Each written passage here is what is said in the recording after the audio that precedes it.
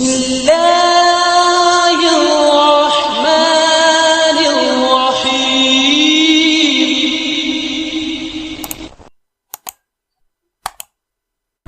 الحمد لله نحمده ونستعينه ونستغفره ونؤمن به ونتوكل عليه ونعوذ بالله من شرور أنفسنا ومن سيئات أعمالنا من يهده الله فلا مضل له ومن يضلله فلا هادي له ونشهد أن لا إله إلا الله وحده لا شريك له ونشهد أن سيدنا وسندنا وشفيعنا وحبيبنا وأولانا ومولانا محمدا عبده ورسوله أرسله الله تعالى بالحق كافة للناس بشيرا ونذيرا وداعيا إلى الله بإذنه وسراجا منيرا. أما بعد فأعوذ بالله من الشيطان الرجيم. بسم الله الرحمن الرحيم. الذي يراك حين تقوم وتقلبك في الساجدين. عن ابي ذر جندب بن جنادة وابي عبد الرحمن معاذ بن جبل رضي الله تعالى عنهما عن رسول الله صلى الله عليه وسلم قال اتق الله حيثما كنت واتبع السيئة الحسنة تمحها وخالق الناس بخلق حسن. رواه الترمذي او كما قال عليه الصلاة والسلام. صدق الله مولانا العظيم وصدق رسوله النبي الكريم ونحن على ذلك لمن الشاهدين ومن الشاكرين والحمد لله رب العالمين. محترم حضرات، یہ حضرت ابو ذر اور حضرت معاذ رضی اللہ تعالیٰ عنہ کی ایک روایت ہے. دونوں حضرات روایت کرتے ہیں. ترمذی شریف نے اس کو روایت کیا ہے. اس میں 3 وصیتیں حضرت رسول اللہ صلی اللہ علیہ وسلم نے ارشاد فرمائی ہے. پہلی بات ہے اتق اللہ حیثما کنت، جہاں بھی تم رہو اللہ کا تقوی، اللہ کا خوف، اللہ کا ڈر اختیار کرو. دوسری بات ارشاد فرمائی واتبع الحسنۃ السیئۃ تمحها، کہ اگر کوئی غلطی ہو جائے، کوئی گناہ ہو جائے، کوئی بھول ہو جائے، کوئی لغزش ہو جائے، کوئی خطا ہو جائے، فوراً کوئی نیک کام کر لیا کرو، کیونکہ نیکیاں جو ہیں وہ گناہوں کو، برائیوں کو مٹا دیتی ہے. اور تیسری بات اللہ کے رسول صلی اللہ علیہ وسلم نے ارشاد فرمائی کہ خالق الناس بخلق حسن، کہ لوگوں کے ساتھ آپ حسن اخلاق کے ساتھ پیش آؤ. حدیث پاک میں، قرآن کریم میں اللہ تعالیٰ نے حسن اخلاق کے بے شمار فضائل بیان کیے ہیں. پہلے ایک بات یہ عرض کر دوں کہ یہ 3 وصیتیں جو ہیں علماء فرماتے ہیں کہ 3 میں، بعض علماء یہ فرماتے ہیں کہ 3 میں 2 وصیتیں جو ہیں وہ حقوق اللہ سے متعلق ہے. پہلے نمبر کی اتق اللہ، یہ حقوق اللہ سے متعلق ہے کہ اس میں اللہ کے حق کو بیان کیا گیا ہے. دوسری بات جو ہے واتبع الحسنۃ السیئۃ، کہ ہر برائی کے بعد نیکی کر لیا کرو. اس کو بھی بعض علماء کہتے ہیں یہ بھی حقوق اللہ ہے، اس لیے کہ اللہ کی فرما برداری، اللہ کی تابعداری کرنا، اللہ کی نافرمانی نہ کرنا، کوئی برائی یا گناہ نہ کرنا، یہ حقوق اللہ میں سے ہے. اور بعض علماء یہ فرماتے ہیں یہ حقوق اللہ میں سے نہیں ہے، بلکہ یہ دوسری وصیت جو ہے انسان کے حقوق نفس میں سے ہے، اس کی ذات کے حقوق میں سے ہیں. اس لیے کہ اگر انسان کوئی غلطی کرتا ہے، گناہ کرتا ہے، تو اس کا خمیازہ یا تو اسے دنیا میں بھگتنا پڑتا ہے یا موت کے بعد کی زندگی میں بھگتنا پڑتا ہے. اور اگر اس کا کفارہ یہاں ہو جائے تو اس عذاب سے، اس خمیازے سے، ان تکالیف سے وہ بچ جاتا ہے. تو یہ حقوق نفس سے متعلق ہے. تو بعض علماء فرماتے ہیں دوسری وصیت جو ہے وہ حقوق اللہ میں سے ہے، بعض فرماتے ہیں یہ حقوق اللہ میں سے نہیں ہے، حقوق نفس میں سے ہیں. اور تیسری وصیت جو ارشاد فرمائی کہ لوگوں کے ساتھ اچھے اخلاق سے پیش آؤ، علماء فرماتے ہیں یہ حقوق العباد، بندوں کے حقوق میں سے ہیں. انسان کو چاہیے کہ آپس میں اپنے ملنے جلنے والوں سے، دوست احباب سے، رشتہ داروں سے، گھر میں بیوی بچوں سے، ماں باپ سے، بھائی بہنوں سے، اور قرب و جوار میں جن لوگوں کے ساتھ ملنا جلنا ہمارا رہتا ہے، اور دور کے قریب کے تمام لوگوں کے ساتھ انسان حسن خلوق سے ملے۔ علماء فرماتے ہیں حسن اخلاق کیا ہے؟ حسن اخلاق یہ ہے کہ ہنستے ہوئے چہرے کے ساتھ ملنا، جس سے بھی آپ ملیں خوش اخلاقی اس کو کہتے ہیں کہ بھئی آپ کا چہرہ اس کو ملتے وقت مسکرا رہا ہو، آپ کے چہرے پر بشاشت ظاہر ہو رہی ہو جب آپ کسی سے ملیں، اور یہ بشاشت جو ہے وہ سامنے والے کو متاثر کرتی ہے، آپ کے قریب کرتی ہے، اس لیے بشاشت کے ساتھ ملیں۔ دوسری بات، ہر بات میں یہ دھیان رکھے کہ بھئی میرے کسی بھی عمل سے کسی کو تکلیف نہ پہنچے، یہ بھی حسن اخلاق میں سے یہ بات ہے۔ بھئی میں کسی کو تکلیف پہنچانے کا ارادہ تو نہیں کر رہا، لیکن میری کوئی ایسی حرکت، میرا کوئی ایسا عمل، میرا اپنا کوئی ایسا کام نہ ہو جس سے جانے انجانے میں کسی کو تکلیف پہنچے، یہ بھی حسن اخلاق میں سے ہے۔ اور اسی طریقے سے ہر ایک کے ساتھ بلائی اور معروف کا معاملہ، ہر ایک تک بلائی پہنچانے کا کام کرنا، یہ بھی حسن اخلاق میں سے ہے۔ تو یہ حسن اخلاق کی علامات ہیں، اور اس کی تفصیل طویل ہے کہ حسن اخلاق کیا ہے اس کی۔ علماء فرماتے ہیں قرآن اور حدیث میں اللہ نے اور اللہ کے پیارے حبیب حضرت رسول اللہ صلی اللہ علیہ وسلم نے حسن اخلاق پر اللہ تعالیٰ بندوں کو کیسے نوازتے ہیں اور کیا عطا فرماتے ہیں اس کو تفصیل کے ساتھ بیان کیا ہے۔ چنانچہ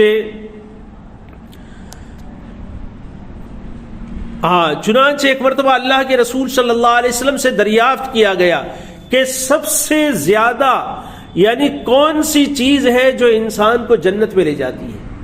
سب سے زیادہ کون سا عمل ایسا ہے جو انسان کو جنت تک پہنچاتا ہے؟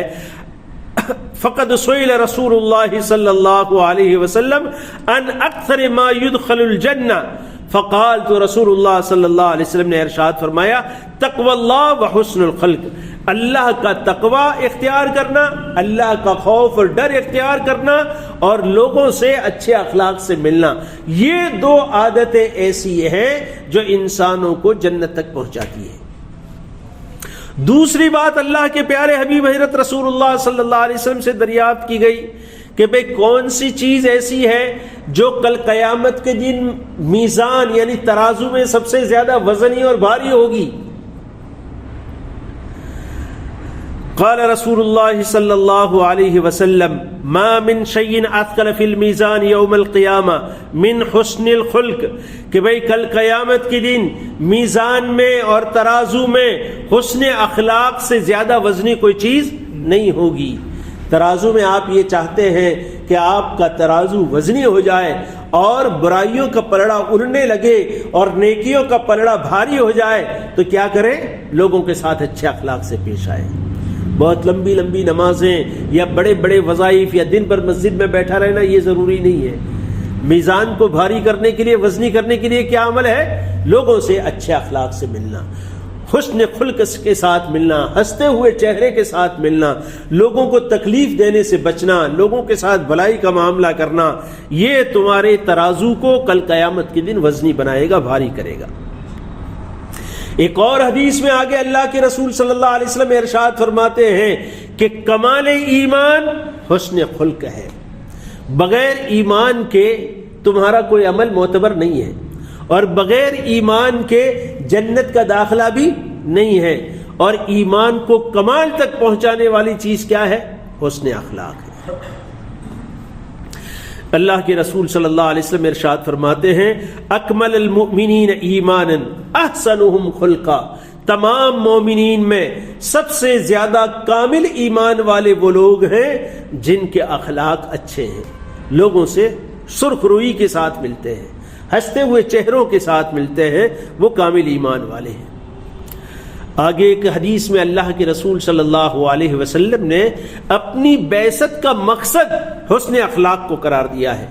اللہ کے پیارے حبیب حضرت رسول اللہ صلی اللہ علیہ وسلم ارشاد فرماتے ہیں انما بعثت لاتمم مکارم الاخلاق، کہ اللہ تعالی شانہ نے مجھے تو دنیا میں صرف اس لیے بھیجا ہے تاکہ میں مکارم اخلاق، حسن اخلاق کو اس کے تمام تک پہنچاؤں۔